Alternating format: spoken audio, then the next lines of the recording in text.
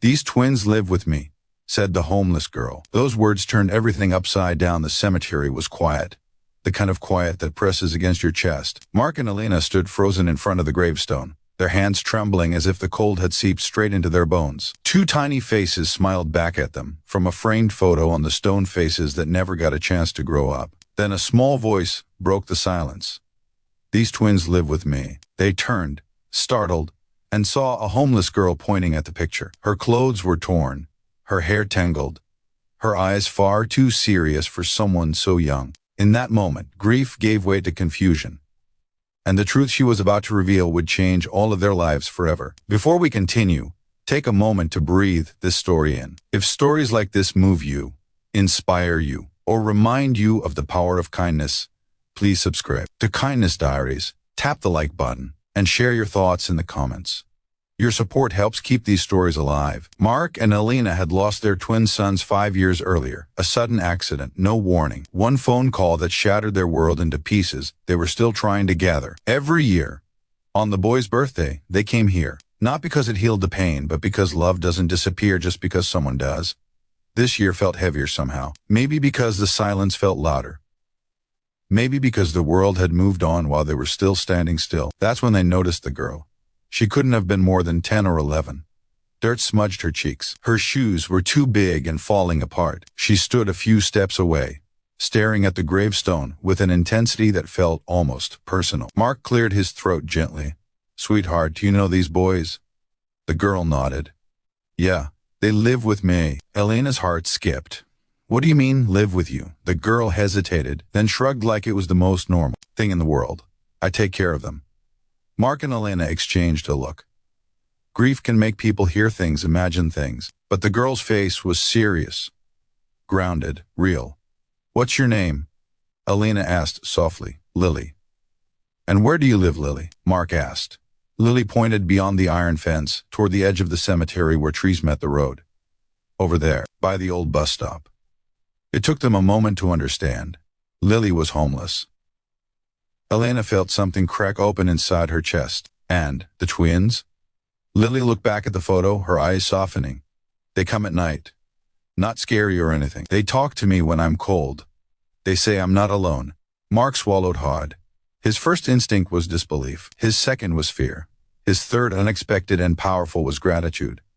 "How long have you been on your own?" Elena asked. "Since my mom got sick," Lily said quietly. "She went to the hospital and never came back. I tried staying with people, but it never worked. So I just stayed outside." Elena knelt down in front of her, ignoring the damp grass. "And the twins? They found me here one night. I was crying. They said this was their parents' place, and that I could sit with them."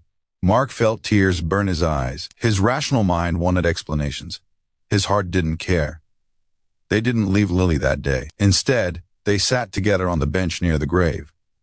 Elena shared the sandwiches she had packed. Mark gave Lily his jacket when the wind picked up.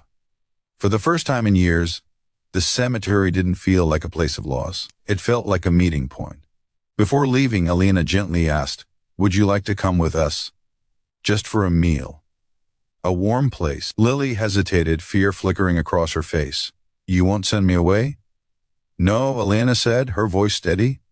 "We won't." That night, Lily ate at a real table. She took a shower that lasted almost an hour. She fell asleep on the couch, clutching a blanket like it might disappear if she let go. Mark and Elena sat awake long after, whispering in the kitchen. They didn't know how, or how long, or what the rules were. They only knew one thing. Kindness had shown up at their doorstep. The days turned into weeks. Lily went to school. She laughed, really laughed for the first time since they'd met her. She helped Elena bake cookies. She followed Mark around the garage asking endless questions. One evening, as they drove past the cemetery, Lily pressed her face to the window. "They're happy," she said. "Who?" Mark asked gently. "The twins. They said thank you." Elena reached back and held Lily's hand. Some people might say it was coincidence, or imagination, or grief doing strange things. But Mark and Elena didn't need an explanation. They had lost 2 children, and somehow, through a girl with nothing but courage and honesty, kindness had found its way back to them. Months later, Lily stood between them in the cemetery again. This time, She placed flowers at the gravestone. "We're all together now," she whispered, and for the first time in a long time, Mark and Alina believed it. Because kindness doesn't always arrive loudly. Sometimes it comes in a small voice, from someone the world has forgotten, saying words that change everything. If this story touched your heart, let it remind you of this. Kindness has a way of circling back. The smallest act can heal the deepest wound. And sometimes the people who need love the most are the ones who give it first. Thank you for watching Kindness Diaries. Carry this story with you, and when you can, pass kindness on.